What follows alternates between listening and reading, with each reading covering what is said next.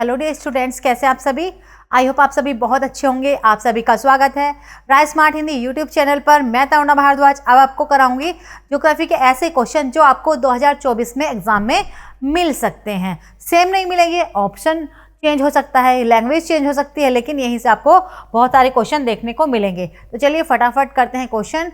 Share कर दीजिए, जो बच्चा नया है वो सब्सक्राइब कर लेगा, क्योंकि आपको राय स्मार्ट हिंदी यूट्यूब चैनल पर हर सब्जेक्ट की क्लासेस मिलती हैं जो आपको हेल्प करेंगी आपके एग्जाम में। उसका नोटिफिकेशन लेने के लिए, लगातार जुड़े रहने के लिए राय स्मार्ट हिंदी यूट्यूब चैनल के साथ, तो आपको सब्सक्राइब करना पड़ेगा, लाइक और शेयर करना पड़ेगा। चलिए, थैंक यू। क्वेश्चन है आपका, चक्रवातों को हरिकेन कहाँ कहा जाता है? साइक्लोन आर कॉल्ड हरिकेन इन। तो होता क्या है बच्चों, जो चक्रवात हैं, अगर चक्रवात की हम डेफिनेशन दें, एरिया ऑफ लो प्रेशर, निम्न वायुदाब के क्षेत्र को चक्रवात कहते हैं। या जब वायुमंडल की जो गैसेज हैं वो गोलाकार गति में सर्कुलर मूवमेंट करने लगे, गोलाकार गति में घूमने लगे, तो उसको हम चक्रवात कहते हैं। चक्रवात हमेशा वहीं पर बनते हैं जहां पर एक गर्म और एक ठंडी वायु आपस में मिलती है। अब जब गोल गोल वायु घूमने लगती है, इसको हम अलग अलग स्थानों पर अलग अलग नाम से जानते हैं। जैसे जो हरिकेन है, हरिकेन केवल अटलांटिक महासागर के भाग जैसे कि मैक्सिको की खाड़ी वाले एरिया में, जो विश्व की सबसे बड़ी खाड़ी है, और कैरिबियन सागर जो उत्तरी अमेरिका और दक्षिणी अमेरिका के मध्य में स्थित है, वहां पर हरिकेन कहा जाता है। चीन और फिलीपींस में टाइफून कहा जाता है, और आपका जो भारत है, भारत की पड़ोसी देश है, उसमें चक्रवात कहा जाता है। ऑस्ट्रेलिया में विलीविलीज कहा जाता है, टोर्नेडो यूएसए में कहा जाता है।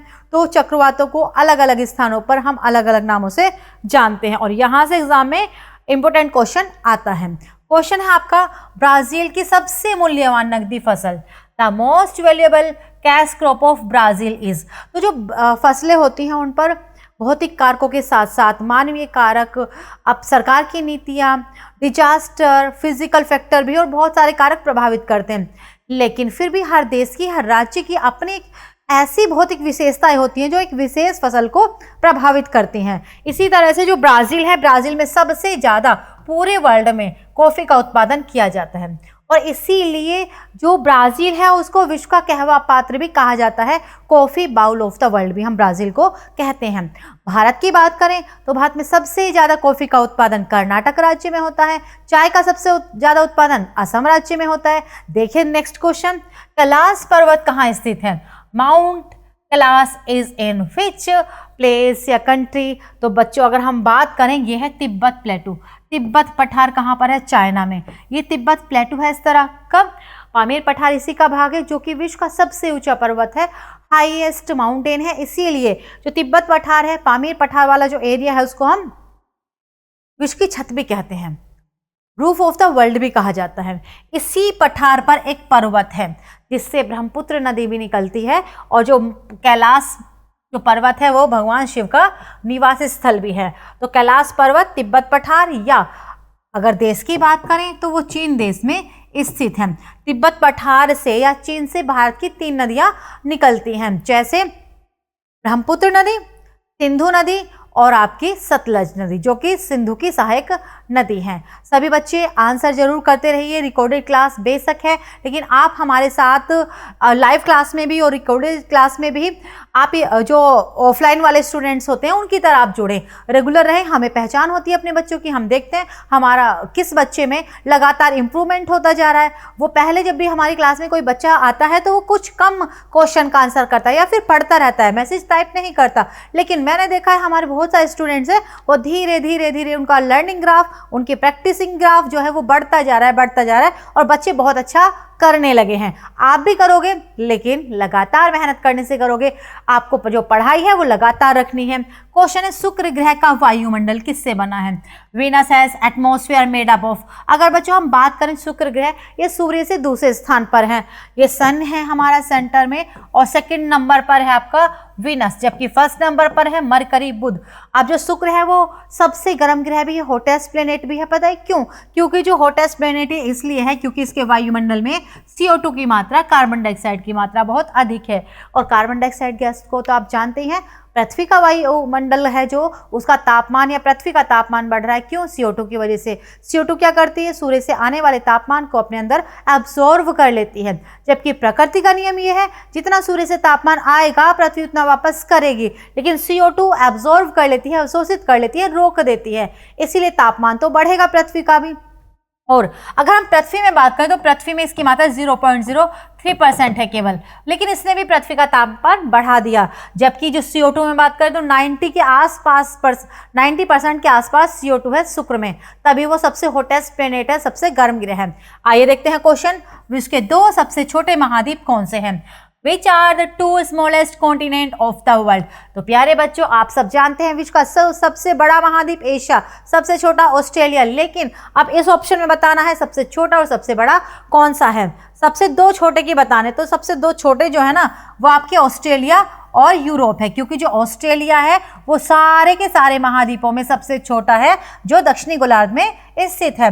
यहाँ जो यूरोप है, यूरोप पूरी तरह से उत्तरी गोलार्ध में स्थित है और ये उत्तरी गोलार्ध का सबसे छोटा महाद्वीप है, तो इसीलिए आंसर बनता है आपका यूरोप और ऑस्ट्रेलिया। क्वेश्चन है आपके लिए, अटाकामा डेजर्ट कहाँ स्थित है? Where is the Atacama desert located? Asia, South America, Africa या फिर अमेरिका?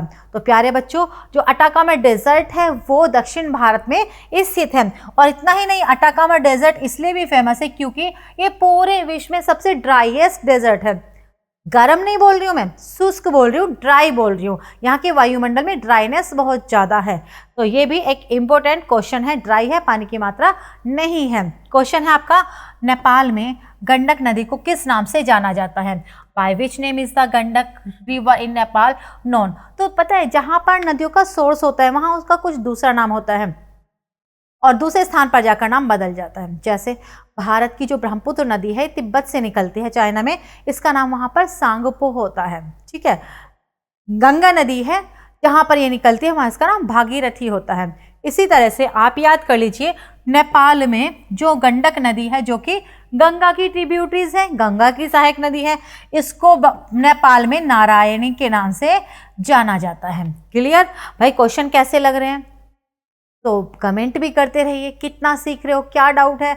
लाइक तो आप कर ही दीजिए ताकि आपको मतलब हमें भी लगे कि भाई आप पढ़ाई कर रहे हैं, आपको क्वेश्चन समझ में आ रहे हैं। तो फटाफट क्वेश्चन करिए, निम्नलिखित में से कौन सी भारत की सबसे बड़ी मीठे पानी की झील है? Which one of the following is the largest freshwater lake in India? तो भारत में विश्व की सबसे बड़ी मीठे पानी की झील है वुलर झील, जो कि जम्मू कश्मीर में स्थित है। वुलर। डल झील भी जम्मू कश्मीर में है। पुलिकट झील आंध्र प्रदेश और तमिलनाडु के बीच में है और पुलिकट झील में ही श्री हरिकोटा द्वीप का निर्माण हुआ है। वो इसलिए फेमस है क्योंकि श्री हरिकोटा द्वीप पर इसरो का या भारत का Satish Dhawan space research centre स्थापित किया गया है। टिटिकाका झील की अगर हम बात करें तो ये विश्व की सबसे ऊंचाई पर स्थित मीठे पानी की झील है। क्वेश्चन, ग्रेट बैरियर रीफ दुनिया की सबसे बड़ी कोरल रीफ कहाँ स्थित है? Great Barrier Reef, the world's largest coral reef is located in which country? तो अगर हम बात करें ग्रेट बैरियर रीफ, ये क्वेश्चन होता है रिपीट। समुद्र में रहने वाले प्रवाल जीव होते हैं, वो चूने का भोजन करते हैं, मरते हैं, चिपकते हैं, दूसरे कंकड़ पत्थर को अपने अंदर चिपकाते रहते हैं, तो चूने की चट्टान बनती है, वो द्वीप होता है। और जब चूने की दीवार बन जाए उसको रीफ बोलते हैं, कोरल रीफ। तो विश्व की सबसे बड़ी जो प्रवाल भित्ति है वो ऑस्ट्रेलिया के पूर्वी तट पर है और दक्षिणी प्रशांत महासागर में है। और जो दक्षिणी प्रशांत महासागर का ऑस्ट्रेलिया के पास वाला जल है, इसमें सबसे ज़्यादा कोरल आइलैंड्स मिलते हैं, इसीलिए हमने क्या कर दिया, उसका नाम कोरल सी रख दिया। तो ये भी इंपॉर्टेंट क्वेश्चन आपके लिए निकल कर आता है कि कोरल सी, कोरल सागर किस महासागर का हिस्सा है? तो आप याद रख लीजिए, कोरल सी दक्षिणी प्रशांत महासागर का हिस्सा है। तट की बात करें, वहां पर तट कौन सा बनता है? तो वो क्वींसलैंड तट है। किस डायरेक्शन में है ऑस्ट्रेलिया के? इस डायरेक्शन में। ये भी बड़ा इंपॉर्टेंट क्वेश्चन है क्योंकि कई बार आपको चारों ऑप्शन ऑस्ट्रेलिया के मिलेंगे, Australia east, Australia West, Australia north, Australia south. तो ऑस्ट्रेलिया के पूर्वी तट पर दक्षिणी प्रशांत महासागर में, क्वींसलैंड तट पर, कोरल सागर में, दक्षिणी प्रशांत महासागर में विश्व की सबसे बड़ी प्रवाल भित्ति स्थित है जिसका नाम है ग्रेट बैरियर रीफ। क्वेश्चन, सुंडा गर्त कहाँ पर स्थित है? सुंडा ट्रेंच लाइज इन, तो प्यारे बच्चों जो सुंडा गर्त है वो हिंद महासागर की सबसे गहरी गर्त है। ये जावा द्वीप के पास है, इसलिए इसको हम जावा ट्रेंच भी बोलते हैं। विश्व की सबसे गहरी गर्त प्रशांत महासागर में है, मैरियाना ट्रेंच। अटलांटिक महासागर की सबसे गहरी गर्त का नाम है प्यूर्टो रिको गर्त। इंडियन ओशन की सबसे गहरी गर्त का नाम है सुंडा या जावा। तो भाई जल्दी से फटाफट से कमेंट जरूर करते रहिए और शेयर किया करो अपने दोस्तों के साथ। नेक्स्ट क्वेश्चन है, उष्णकटिबंधीय मरुस्थल संसाधनों से भरपूर होते हैं। Tropical desert are rich in which resources, बताइए। तो आप जानते हैं जो मरुस्थल है, उष्णकटिबंधीय मरुस्थलों में खनिज पदार्थ मिनरल्स बहुत अधिक मात्रा में मिलते हैं। कृषि वहां पर होगी जहां पर बहुत अच्छी जलोढ़ मृदा होगी, और आपके पशुपालन भी अच्छी वाली मृदा में ही होंगे, क्योंकि पशुपालन के लिए चारे की आवश्यकता होगी। चारा आपको कहां पर मिलेगा? खेतों में मिलेगा। खेत वहीं पर अच्छे होंगे जहां पर एलुवियम सोइल होगी। क्वेश्चन, निम्नलिखित में से किसे विश्व का ठंडा ध्रुव कहा जाता है? Which of the following is known as the cold pole of the world? तो बताइए, कनाडा का लोरेशियन क्षेत्र, रूस में बर्खोयांश, अंटार्कटिका या फिर ग्रीनलैंड? तो अगर हम बात करें ठंडा ध्रुव, जो नाम दिया गया वो दिया गया है आपको रूस में बर्खोयांश को। देखिए अंटार्कटिका भी सबसे ठंडा है, लेकिन अंटार्कटिका को जो हमने नाम दिया वो दिया है आपका श्वेत महाद्वीप, व्हाइट कॉन्टिनेंट, निर्जन महाद्वीप, विज्ञान के लिए समर्पित महाद्वीप। अब ठंडे तो बहुत होते हैं, लेकिन हमने नाम किसको दे दिया? जैसे भारत में जो कॉफी बाउल ऑफ इंडिया है वो यूपी है, लेकिन अब तो वर्तमान में सबसे ज्यादा जो गन्ने का उत्पादन है और चीनी मिले वो महाराष्ट्र में भी होने लगी है। ऐसे मसालों का बगीचा हम केरल को बोलते हैं, लेकिन दूसरे राज्यों में भी अब हम देखते हैं वर्तमान में कि दूसरे राज्यों में भी बहुत ज्यादा मात्रा में मसालों का उत्पादन होने लगा है। 2023 में मसालों का सबसे ज्यादा उत्पादन एमपी में हुआ, उससे पहले आंध्र प्रदेश में हुआ, उससे पहले आपका केरला था। तो अलग अलग चीजें होती हैं, लेकिन हमने जो नाम दे दिया एक पर्टिकुलर, वो तो नाम रहता ही है। क्वेश्चन है, निम्नलिखित में से कौन सी नदी गंगा की सहायक नदी नहीं है? नहीं है ऑप्शन में है, सॉरी क्वेश्चन में हमें देखना है ऑप्शन क्या है, तो नहीं है। Which one of the following river is not the tributary of Ganga? तो अगर हम बात करें बच्चों, जो इंद्रावती नदी है ये तो गोदावरी की सहायक नदी है, जबकि सोन नदी, गोमती नदी, यमुना नदी, रामगंगा नदी, घाघरा नदी, दामोदर नदी, ये सभी क्या है? गंगा की सहायक नदी है, गंगा की ट्रिब्यूटरीज है। और सबसे लंबी सहायक नदी यमुना। चलिए क्वेश्चन है, निम्नलिखित में से किस ग्रह को बोना ग्रह कहा जाता है? Which of the following is called बोना ग्रह या ड्वार्फ प्लेनेट? तो प्यारे बच्चों देखिए, इनमें से क्या है, जो प्लूटो है ये पहले ग्रह होता था, लेकिन हमने इसको 2006 में, अगस्त 2006 में बोना ग्रह की श्रेणी में रख दिया, क्योंकि ये क्या करता था? वरुण ग्रह की कक्षा में प्रवेश करता था। जबकि ग्रह वही होंगे जो कि किसी ग्रह की कक्षा में प्रवेश ना करते हों, निश्चित दिनों में, निश्चित कक्षा में और निश्चित रास्ते पर सूर्य की परिक्रमा करते हों। लेकिन नेपच्यून की कक्षा में करता था, जो इंटरसेक्ट है या प्रवेश करता था वो प्लूटो करता था, इसलिए हमने इसको बोने ग्रह की श्रेणी में रख दिया। क्वेश्चन है, इंदिरा गांधी नहर पानी कहाँ से लेती है, या इंदिरा गांधी नहर में जल कहाँ से डाला जाता है? किसी भी तरह की लैंग्वेज में क्वेश्चन आपको मिल सकता है। The Indira Gandhi canal draw it's water from the river. अगर हम बात करें इंदिरा गांधी नहर की, तो प्यारे बच्चों इंदिरा गांधी नहर भारत की सबसे लंबी नहर है, जो राजस्थान के थार डेजर्ट वाले एरिया में पहुंचाने का कार्य किया जा रहा है। राजस्थान का थार डेजर्ट वाला एरिया की बात करें तो हम श्रीगंगानगर, जैसलमेर, बीकानेर और बाड़मेर, इन जिलों में गेहूं गन्ने की पैदावार को बढ़ाने के लिए, या अगर हम कहें थार डेजर्ट में गेहूं गन्ने की पैदावार को बढ़ाने के लिए, फसलों के उत्पादन को बढ़ाने के लिए इंदिरा गांधी नहर का जल पूरे राजस्थान के थार डेजर्ट में पहुंचाने का ये उद्देश्य है इंदिरा गांधी नहर का।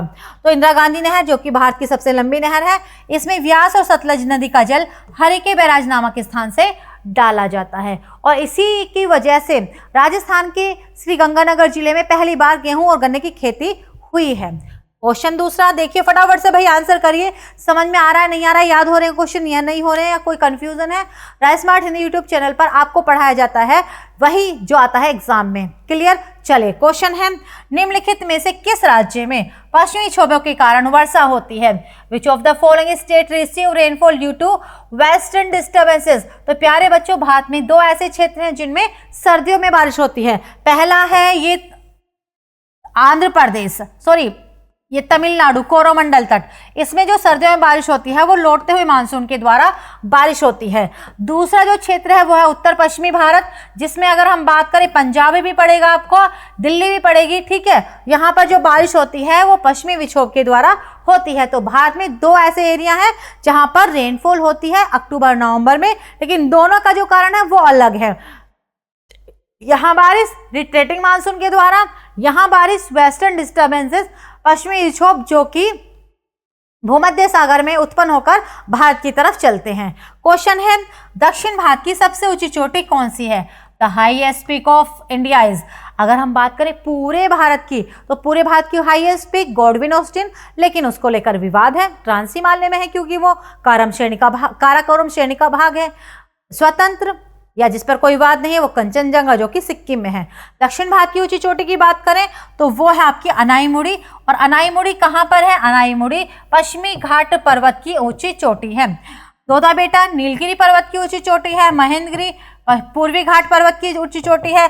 माउंट आबू अरावली पर्वत का भाग है, और अरावली पर्वत की highest peak Guru Shikhar mount Abu पर ही स्थित है जिसकी ऊंचाई 1722 मीटर है। क्वेश्चन है आपका धूपगढ़ चोटी भारत के किस राज्य में स्थित है? Dhupgarh peak is located in which state of India? तो प्यारे बच्चों जो धूपगढ़ है वो मध्य प्रदेश में स्थित है, और धूपगढ़ जो है वो सतपुड़ा की ऊंची चोटी है, चोटी है ये। और पर्वत की बात करें तो सतपुड़ा पर्वत है एमपी में, और सतपुड़ा पर्वत से ही निकलती है आपकी ताप्ती नदी, और ताप्ती नदी सतपुड़ा पर्वत से निकलकर बहने लगती है उसके उत्तर दिशा में, जबकि सतपुड़ा पर्वत के उत्तर में रह जाती है आपकी नर्मदा नदी। तो सतपुड़ा पर्वत जिसकी ऊंची चोटी धूपगढ़ है वो ऐसा पर्वत है जो कि नर्मदा और ताप्ती नदी के मध्य में स्थित है। चलिए फटाफट से आंसर करिए, आंसर जरूर करना है भाई, प्रैक्टिस करो, प्रैक्टिस मेक्स मैन परफेक्ट। जितनी ज़्यादा आप प्रैक्टिस करोगे राइस स्मार्ट के साथ उतनी जल्दी आपका एग्जाम होगा क्लियर, और उतनी जल्दी आप ज़्यादा कॉन्फिडेंस में भी रहेंगे। किस तरह की जलवायु चाय के बागान के लिए उपयुक्त होती है? Which type of climate is best suited for tea plantation? तो देखिए बच्चों जो चाय है, चाय का सबसे ज़्यादा उत्पादन असम राज्य में होता है। तो अब देखिए असम की जलवायु कैसी है। असम की जलवायु एक तो नम है, आर्द्रता है, क्योंकि वो मेघालय के आसपास है, पूर्वी राज्यों में थोड़ी नमी बनी रहती है। दूसरा वहाँ पर वो गर्म भी है, तो चाय के बागान के लिए गर्म और नम मीन्स गर्म भी हो और उसमें नमी भी हो, ऐसी जलवायु की जरूरत पड़ती है। धरातल सरफेस की बात करें तो वो ढलान वाला हो, क्योंकि अगर ज़्यादा बारिश होगी तो जो चाय के पौधे हैं उनकी जड़ें जल्दी से गल जाती हैं, तो ढलान वाले खेत ज़्यादा बेनिफिशियल होते हैं चाय के उत्पादन के लिए। क्वेश्चन है निम्नलिखित में से कौन सा समूह दक्षिणतम भाग है? Which of the following is the southern most part of the group? तो प्यारे बच्चों ये भारत में जो द्वीप हैं, बड़े द्वीप समूह दो भागों में बटे हुए हैं, अंडमान निकोबार द्वीप समूह और लक्षद्वीप समूह। तो लक्षद्वीप समूह में 36 द्वीप है। इनमें जो सबसे दक्षिणतम द्वीप है वो है आपका मिनिकॉय। मिनिकॉय सबसे दक्षिणतम द्वीप है। 36 द्वीपों का समूह है जिनकी उत्पत्ति प्रवाल जीवों के द्वारा हुई है। क्वेश्चन अंडमान निकोबार द्वीप समूह में सबसे ऊंची चोटी का नाम बताइए। Name the highest peak in Andaman and Nicobar islands. तो याद कर लीजिए अंडमान एंड निकोबार की हाईएस्ट पीक है सैडल पीक। क्या नाम है आपकी? Saddle peak. क्वेश्चन घटकों के बीच गुरुत्वाकर्षण द्वारा भारी मात्रा में एकत्र हुए तारों, धूल और गैस को क्या कहा जाता है? The large collection of stars, dust, gas held together by gravitational attraction between components is known as. तो जब हमारे सोलर सिस्टम में बहुत सारे तारे, बहुत सारी धूल, बहुत सारी गैस आपस में मिल जाए तो हम उसको क्या कहेंगे? क्लस्टर, एटमॉस्फेयर, आकाशगंगा या फिर सौर परिवार। तो उसको हम कहेंगे गैलेक्सीज। गैलेक्सी बहुत सारे तारों का समूह होता है। सौर परिवार में तो सब कुछ आपको मिलेगा, सोलर सिस्टम तो इवन गैलेक्सी के अंदर होता है, तो उसको हम कहेंगे गैलेक्सी। तो गैलेक्सी बड़ा कंसेप्ट है, सौरमंडल उसके अंदर है। जैसे हमारा जो सौरमंडल है वो मंदाकिनी आकाशगंगा का भाग है, जिसको हम ऐरावत पथ, दुग्ध मेखला या मिल्की वे भी कहते हैं। जबकि तारों की विशेष आकृति को, विशेष एक शेप को हम तारामंडल कहते हैं, जो कि हमारे गैलेक्सी के अंदर ही होता है। और सबसे बड़ा तारामंडल हाइड्रा। क्वेश्चन नेक्स्ट, दक्षिणी गंगोत्री क्या है? व्हाट इज दक्षिणी गंगोत्री? तो प्यारे बच्चों जो दक्षिणी गंगोत्री है वो है आपका अंटार्कटिका महाद्वीप पर भारत का रिसर्च सेंटर है। भारत का क्या है आपका? Research centre. तो ये थे आपकी आज की क्लास। मुझे पूरी उम्मीद है आप सबको समझ में आई है, और अगर कोई किसी तरह का डाउट है तो आप हमारे चैनल पर और लगातार बने रहिए। हमारी दूसरी क्लास में आप अपने डाउट क्लियर कर सकते हैं और आप हमें टेलीग्राम चैनल, फेसबुक, इंस्टाग्राम पर भी फॉलो कर सकते हैं। वहां भी आप हमसे कनेक्ट करके अपने डाउट्स क्लियर कर सकते हैं।